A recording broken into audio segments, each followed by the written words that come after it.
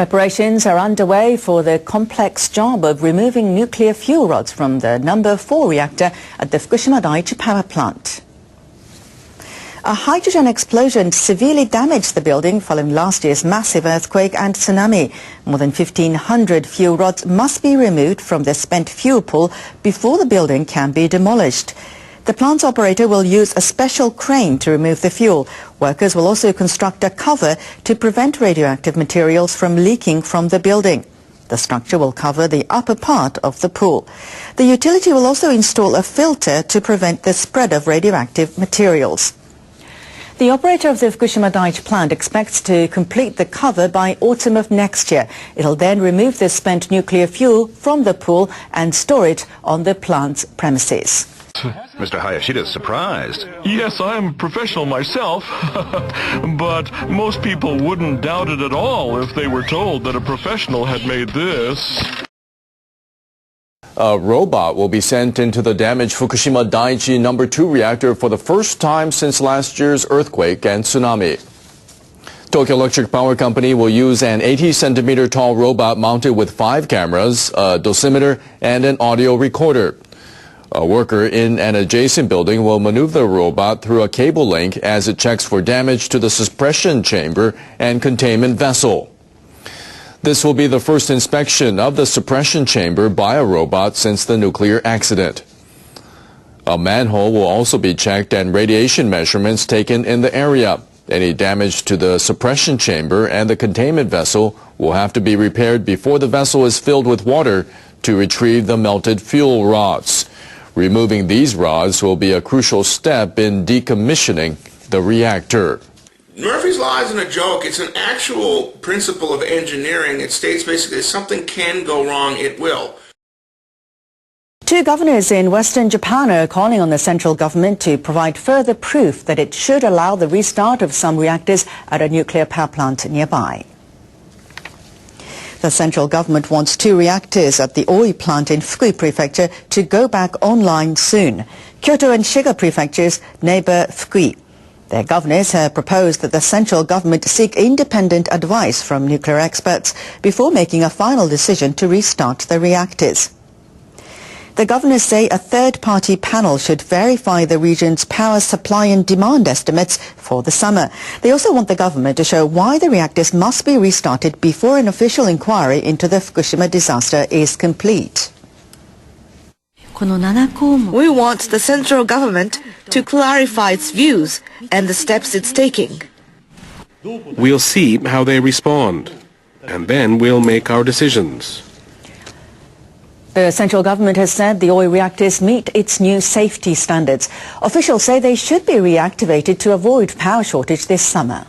That's a great comment. So, everyone, what do you think? Japan's population is shrinking faster than ever. New government figures show it declined by more than 250,000 people in 2011. The Internal Affairs Ministry says Japan's population as of last October 1st was almost 127.8 million. That's a drop of 259,000 or 0.2% from the previous year. Both the figure and the rate of decline represent the largest ever drop since comparable data became available in 1950.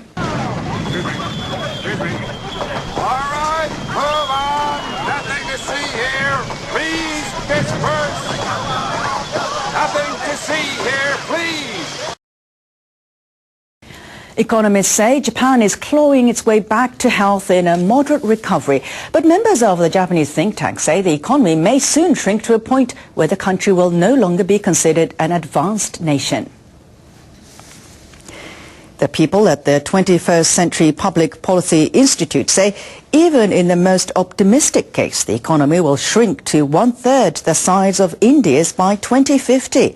This assumes productivity keeps growing at a steady pace. They say Japan's GDP ranking could drop to 18th in the world. That would be lower than South Korea's.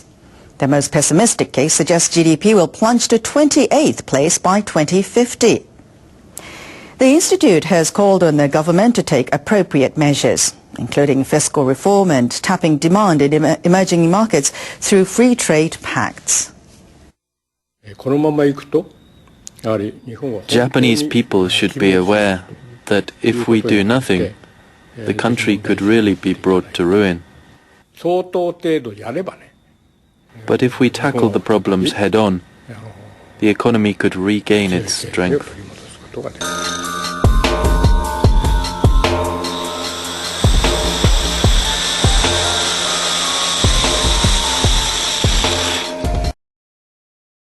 It's been over a year since an earthquake and subsequent tsunami devastated northern Japan, killing thousands of people and severely damaging the Fukushima nuclear plant. U.S. Senator Ron Wyden is the first senator to get a look inside of Fukushima's cleanup efforts. He visited the plant a little over a week ago and joins me now. Senator Wyden, thanks so much for being on the program. Thanks for having me back. So tell us, what did you see on the ground there at Fukushima? How far along are they in the cleanup efforts, and what concerns you the most? They obviously have a long, long way to go. When you go in there, you see hundreds of tons of debris. You have huge trucks, storage tankers thrown about like they were my twins, my 4-year-old twins' toys. And it's very clear that there are substantial health questions that have to be addressed now. I'm particularly concerned about Unit 4. There are these 6 reactors. If, for example, you had an earthquake or a tsunami hit those particular pools, those pools could rupture. That could mean that the fuel rods could catch fire, melt down, and you'd have radiation in the air that would be a huge challenge to control. And Senator, the Japanese are very proud people. They've often been reluctant to accept outside help in the past. Are they willing to accept international help in storing these dangerous fuel rods, or have they been keeping it amongst themselves? Well, I want to commend them, first of all, for allowing me to make the trip. I sit on the Senate Energy Committee. I've made it clear I didn't think there was enough information getting out about the cleanup. This has huge implications for nuclear power both there and around the world. I do think that their regulators, and frankly, their regulators, to their credit, will tell you that they are not as strong as our regulators here, the Nuclear Regulatory Commission. I do think that this is something that has to be addressed quickly. The utility company, what's called TEPCO, has a 10-year plan for essentially moving the spent fuel rods to dry cast, to dry storage. That, in my view, must be sped up, because if another earthquake or a tsunami hits, it could be very, very damaging, possibly more radiation than earlier.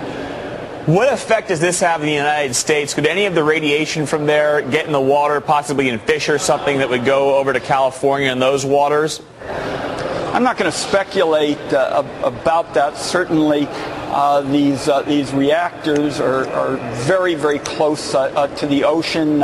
In my home state, we've long been concerned about tsunamis and earthquakes. I think it's time to get this right. We need to focus on what kind of design there ought to be for nuclear plants, where they ought to be located. Certainly the question of putting them right next to oceans ought to be problematic to anyone, and those are the kinds of issues that can't be ducked any longer.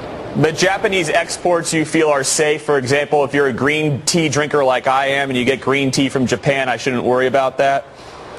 I'm not going to make scientific judgments. I think they've made it clear that they have been able to handle much of the radiation because it stayed within the vessels. That's one of the reasons I'm so concerned about Unit 4. That is essentially outside the containment kind of process, and that's why an earthquake or tsunami could be so serious. I will tell you, Luke, that when I was visiting and we were getting on the bus to go to the airport, people said, "Oh, pretty amazing, Ron, that you didn't have a tremor or an earthquake while you're there." I mean, this is not an abstract question. This happens very frequently there.